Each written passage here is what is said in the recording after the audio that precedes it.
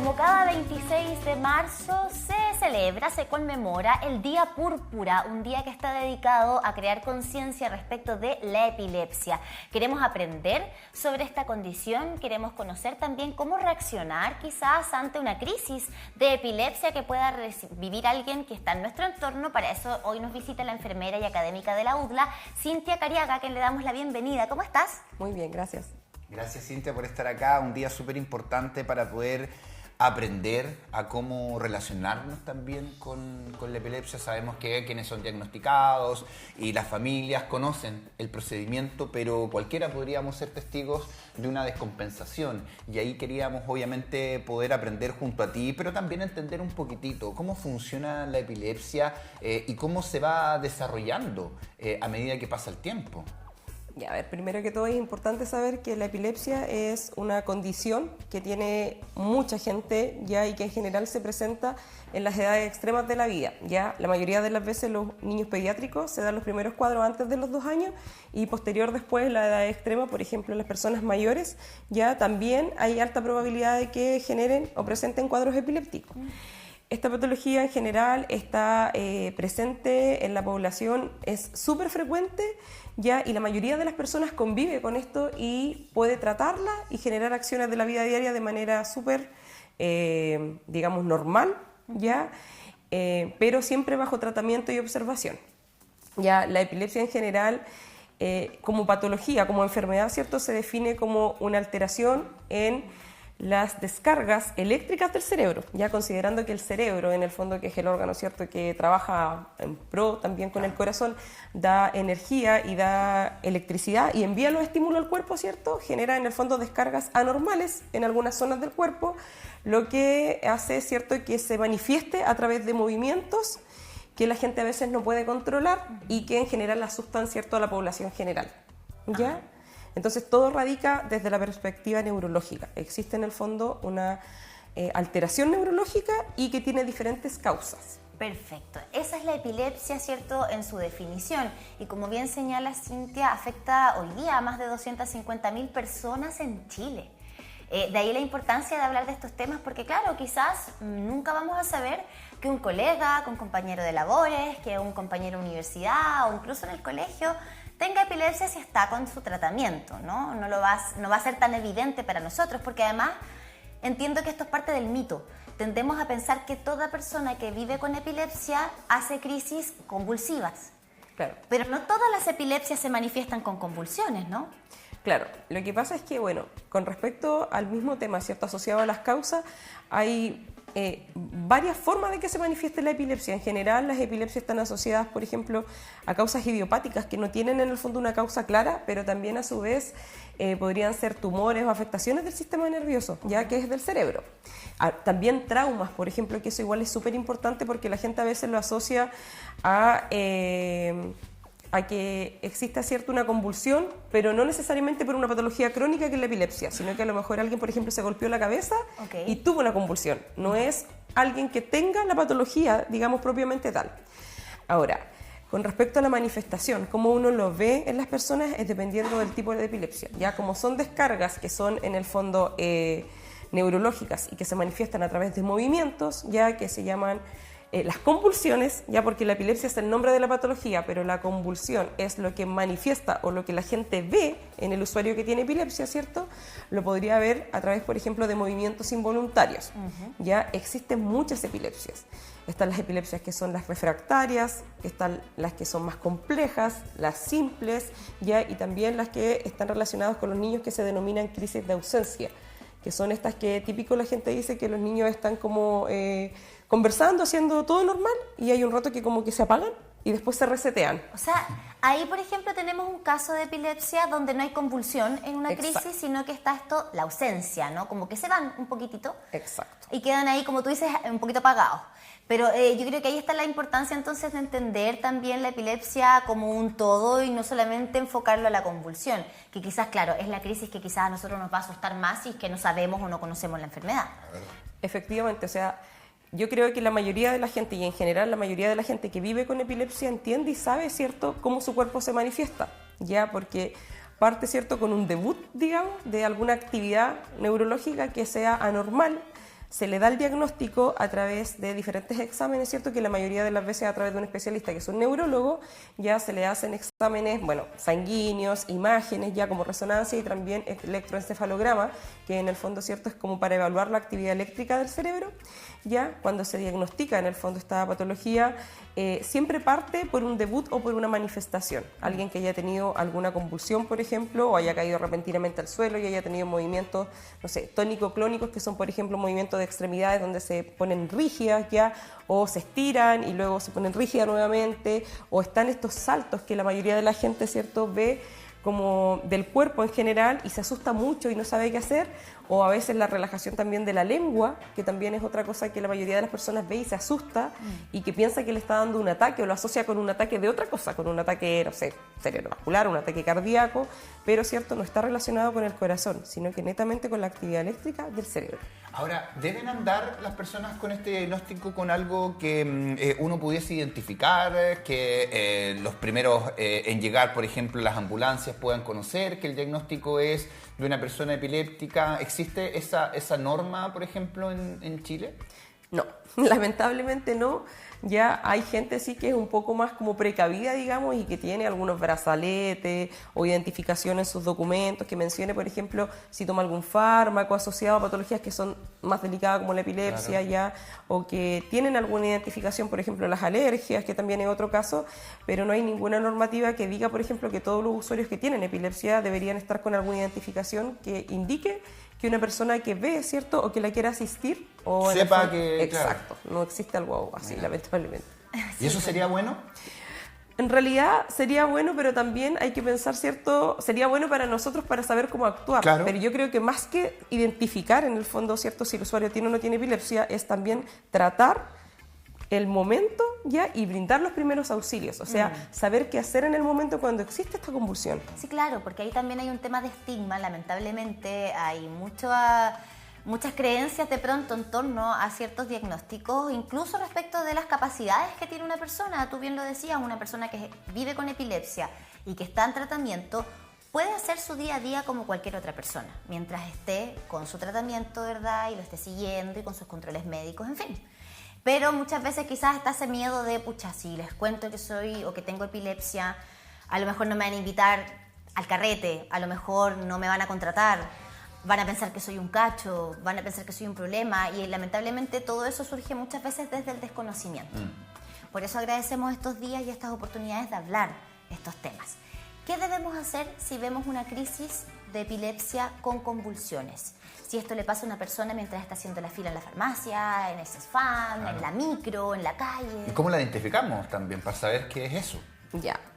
Bueno, como les decía, la verdad es que uno, ¿cierto?, en el momento no va a poder identificar la causa, no vamos a saber si fue, por ejemplo, una convulsión porque justo cuando cayó se golpeó la cabeza y inició la convulsión, o a lo mejor este usuario, ¿cierto?, era epiléptico y a lo mejor no se alcanzó a tomar el fármaco, o se estaba ajustando la dosis del medicamento, o simplemente a lo mejor inclusive tuvo otra patología que no era la epilepsia, sino que fue una hipoglicemia, por ejemplo. Un usuario diabético, ¿cierto?, que a lo mejor tuvo una convulsión por una baja de azúcar, ¿cierto?, y que a lo mejor se inyectó la insulina en la mañana, qué sé yo. Entonces, una de las cosas más importantes primero, ¿cierto?, es la seguridad de la escena. Ya la seguridad de la escena es para la persona que presta ayuda. ¿A qué me refiero? Cuando nosotros vamos a prestar ayuda, ¿cierto?, a un usuario que está sufriendo una convulsión, debemos primero verificar que el ambiente donde nosotros vamos a actuar esté libre de peligros para nosotros, que vamos a ser los proveedores o el rescatista. O sea, que no esté, por ejemplo, en medio de la calle y que me puedan atropellar. Exacto. Eso es lo primero que se hace siempre cuando uno presta primeros auxilios, ¿ya? Luego, sabiendo, ¿cierto?, que la escena es segura, nosotros vamos a actuar. ¿Qué hacemos? Ya nos acercamos a la víctima y si vemos a un usuario con convulsiones, probablemente vamos a ver una persona que tiene movimientos involuntarios del cuerpo. Lo que vamos a hacer, ¿cierto?, es primero ya sostener la cabeza y ojalá, si es posible, ya poner algo suave debajo de la cabeza para que no se golpee, ya que como son descargas eléctricas, el cuerpo en el fondo tiende como a saltar, ya completamente, generalizado. Vamos a sujetar la cabeza, ¿cierto?, de manera suave y vamos a dejar que el usuario convulsione, que es una de las cosas que la gente no hace. No hay que evitarlo, entonces. No hay que evitarlo. Ya hablando de los mitos, ¿cierto? No hay que evitarlo, ni apretarlo, ya ni dejar en el fondo, ni sostener, ni cohibir la convulsión. Exacto, ni cohibir, aplastarlo, digamos. exacto, ni cohibir la convulsión. Por ejemplo, ahí podríamos tomar nuestra mochila o nuestra cartera, por ejemplo, si andamos con una chaqueta, Claro, ponerla abajito. debajo de la Algo cabeza. que sea suave. Ya, y ¿Ya? sostener La cabeza, ¿cierto? suave. Suavemente, ¿ya? Ok. ¿Para qué? Porque para proteger la cabeza, que es lo más importante en el fondo, ¿ya? También Claro, lo que para hay... que con la convulsión no... Exacto, para que no se golpee, porque claramente, ¿cierto?, el cráneo, que es una bóveda rígida, va a generar en el fondo también que el cerebro se lesione más de lo que ya en el fondo está en este momento, ¿cierto?, Claro. con esta actividad eléctrica normal. Otra cosa súper importante es que si tenemos ayuda o tenemos personas alrededor, solicitemos, ¿cierto?, que se eliminen todos los factores de riesgo. Por ejemplo, si hay mucha gente, pedirle a la gente, ¿cierto?, que haga espacio, o si hay a lo mejor muebles o algunos objetos que pudieran caerse, ¿cierto?, sobre el usuario, pedirle que los alejen, ¿ya? Porque estos movimientos pueden ser de mediana intensidad, de baja intensidad o muy fuertes. Y ahí, por ejemplo, si vemos a una persona en la locomoción colectiva, en la micro, en el biotren, por ejemplo, va sentado, ahí habría que bajarlo, tendríamos que hacerlo en su asiento. Ya, lo ideal sería, ¿cierto?, ojalá, dentro de lo posible, bajarlo siempre en una superficie plana, ya no en el asiento. Siempre en una superficie plana, porque también existe el riesgo de broncoaspiración, que significa que si este usuario se muerde la lengua, que es otro de los mitos importantes, que la mayoría de la gente piensa que como una persona convulsiona, tiene movimientos de mandíbulas que son similares a la masticación, se muerde la lengua y lo que hacen es introducirles paños. Ya, eso es un error muy grave, ya, porque genera obstrucción de la vía aérea. Entonces, una de las cosas súper importantes que también se hace en los primeros auxilios en una convulsión es jamás introducir nada en la boca. Ya, si el usuario se muerde la lengua producto de esta masticación que se realiza como un movimiento involuntario, se la muerde y es algo que va a ser menor en comparación con introducir algo y bloquear el flujo de la Es el Siempre mal acostado. menor. Exacto, Es el mal menor. Entonces tratar de buscar la posición Siempre horizontal. Exacto. Ok, ahora, ¿qué tan probable es que una persona se muerda la lengua, se parta la lengua? Ya, existe la probabilidad, ya, pero en general la lengua también tiende a caer, ¿cierto?, hacia el piso de la lengua, hacia Sí, atrás. por eso la horizontalidad. Exacto. Claro. Ya. Por lo mismo, ¿cierto?, lo que uno hace también es permeabilizar la vía aérea, o sea, proteger en el fondo que la cabeza no se golpee, pero a su vez también permeabilizar la vía aérea, tratando, ¿cierto?, de que el paciente abra la boca o inclusive posterior a la convulsión lateralizar al paciente para que si el paciente se mordió la lengua, ahora que se parta la lengua completamente es súper complejo, podría existir, Se puede pero en herir. Tendría que ser claro, muy pero probablemente fuerte. se puede hacer heridas. Claro. Esas heridas van a sangrar, salivación excesiva, Ya. ya va a tener, si tiene prótesis dental, puede soltarse piezas dentales también, entonces esos objetos igual pueden obstruir la vía aérea. ¿Se da con espuma o no es en la boca? Ya, en la espuma más que nada es el exceso de salivación. Ok, nada. Ya, nada más que eso, por lo tanto uno lo que también cierto sugiere es, en el caso, por ejemplo, que no haya sido una caída traumática, ya, que uno haya visto, por ejemplo, cómo se cayó y que no se golpeó la cabeza o el cuello, es lateralizar en posición de seguridad para que la sangre, ¿cierto?, y la saliva escurran. Eso una vez que termine la crisis. Exacto. Ya, sí, porque mientras estamos ahí en la crisis todavía, sostenemos la cabeza, Exacto. nos aseguramos Algo en de que la- no en se la golpee cabecita. con nada, Exacto. ¿cierto?, muy fuerte. No introducir nada en la boca. No sí. introducir presionar. nada en la boca. Y no tratar de tomarle No las contener. manos, No no. contener. Que fluya la crisis, que fluya en este caso la convulsión. Y por eso proteger alrededor también para que no se vaya a Exacto. golpear en ese movimiento. ¿Cuánto tiempo puede durar una convulsión? Ya, lo que pasa es que eso igual es súper importante, ya, porque aquí también hay que diferenciar si es una convulsión aislada, que la mayoría de las personas con epilepsia las podría presentar al menos 1 o 2 episodios al año, o una persona que quizás está debutando con una claro. crisis convulsiva No está. que no tiene diagnóstico, o con un estatus convulsivo, que es más grave.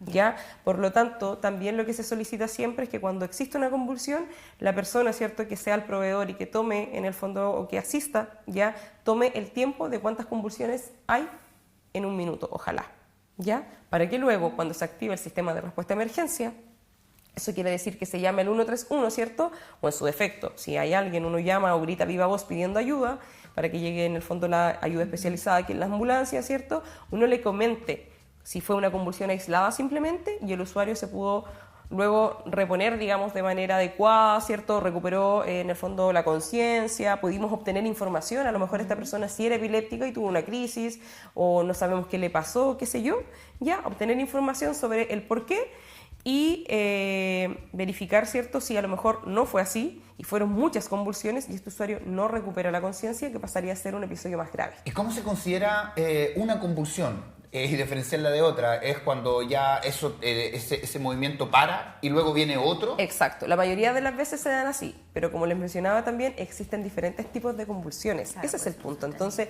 es ahí, ¿cierto?, cuando es un poco más difícil reconocer también si la epilepsia o si esto está asociado a la epilepsia refractaria o tiene una epilepsia que es más simple o en el fondo la convulsión es una convulsión simple, ya, o tiene una crisis de ausencia. Entonces, en general, la mayoría de las veces las personas cuando convulsiona de esta manera, con estos movimientos repetitivos, involuntarios, ¿cierto?, que dan la impresión de que fuera una descarga eléctrica en el fondo. Y después se van Claro, porque en el fondo es lo que Exacto. es una actividad eléctrica normal del cerebro, Exacto. que se manifiesta en el cuerpo. Ahora, ¿qué hacer una vez ya termina la crisis convulsiva? Terminó esta convulsión, el movimiento, ¿verdad?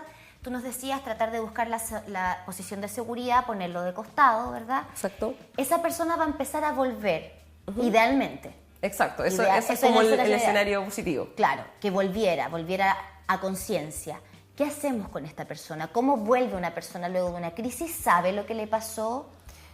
Ya, ahí lo primero, ¿cierto?, es siempre acompañar al usuario, nunca dejarlo solo. Entonces, ayudarlo a guardar las cosas también para no se lo vayan a robar. Lo que nos falta, ¿no? claro, como yo les mencionaba, dependiendo de la seguridad de la escena, por ejemplo, el ejemplo de la farmacia, probablemente va a haber mucha gente alrededor, ¿cierto? Entonces, para la gente que está como mirando, digamos, o grabando, hay que utilizarla, ¿ya? Qué es mal súper concepto ese ya. Exacto, es súper importante utilizar a la gente que está ahí como de Mira, mirona, mirando. digamos, mirando, ya, y utilizarla. Podemos, en el fondo, ¿cierto?, ir esperando mientras ellos activan el sistema de respuesta a emergencia y esperamos que haya espacio, que otro llame a la ambulancia. El que está con el usuario, ¿cierto?, va a empezar, ¿cierto?, a preguntarle algunas cosas básicas que son súper relevantes para entregar la información al sistema, al SAMU, digamos, ya acá en Chile, al SAMU. Entonces, esta persona va a empezar de a poquitito, ¿cierto?, a recobrar la conciencia. ¿Podría acordarse de lo que le pasó? Sí, porque siempre y cuando en el fondo tenga claro también, por ejemplo, que él ha sufrido o tiene un diagnóstico de epilepsia. ¿Podría no acordarse? También podría pasar. Y ahí ¿ya? el rol de quien se hace cargo de estas situaciones es explicar, Exacto. ¿cierto? Y eso también es importante respecto de, bueno, si usted va a actuar en un caso como este, aplicar primeros auxilios, tenemos que hacer la pega completa. Claro. Tenemos que acompañar también después la vuelta a la conciencia, explicar lo que pasó y finalmente estar a la espera de los equipos de emergencia que sí o sí van a saber qué hacer. Buen punto, Cintia, el de utilizar a los que graban, que hoy día son muchos. Sí. Exacto. Préstenme el video o muéstrenme el video para saber cuánto tiempo estuvo convulsionando, tomémosle el tiempo, aprovechemos el registro, ¿no? Exacto, claro. Yo creo que lo más importante también es hacer partícipe a la gente porque al final el morbo en las situaciones existe siempre y con respecto al uso de los dispositivos también. Entonces, aquí vamos a utilizar en el fondo, ¿cierto?, los dispositivos para ayudar a este usuario, ¿cierto?, que tuvo una situación compleja de salud, porque, como les mencionaba, puede ser que este usuario tenga diagnóstico de epilepsia y sepa lo que le sucedió y a lo mejor no es primera vez que le pasa, pero también puede ser que a lo mejor este usuario no haya tenido idea y es primera vez que tiene una convulsión y desde hoy día en adelante sea diagnosticado y tenga que iniciar un tratamiento. Entonces tenga que entender que puede existir una posibilidad de que este episodio le vuelva a ocurrir. Por eso queremos agradecerte por estar acá. Esta conversación queda, por supuesto, en nuestras redes sociales en un día tan importante para conmemorar como es, obviamente, un diagnóstico de epilepsia y que sabemos todos tenemos que también aportar para ayudar a estas personas. Así que gracias por venir a enseñarnos. Gracias a ustedes por invitarme. Nos vemos en la próxima, son las 9 de la mañana con 24 minutos. Cambiamos de tema ahora para contarte bastantes situaciones que han ocurrido en el puente Yacolén que une las comunas